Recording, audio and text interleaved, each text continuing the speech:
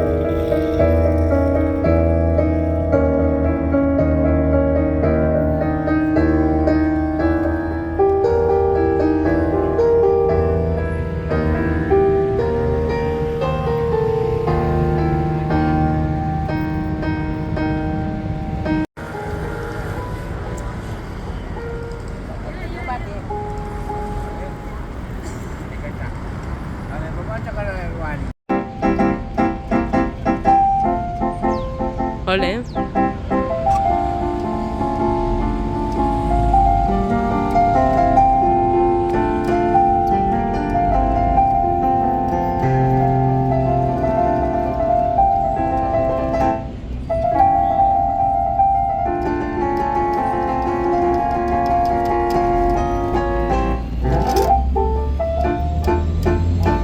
Qué bueno, ¿eh?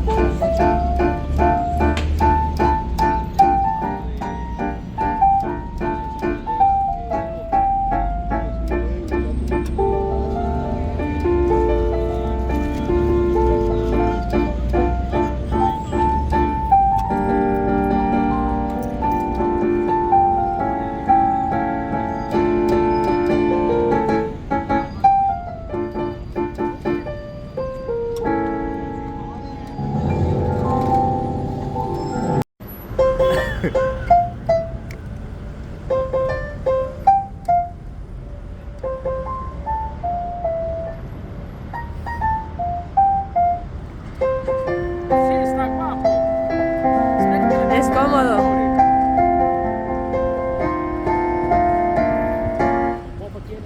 Tiene polvo, tiene polvo.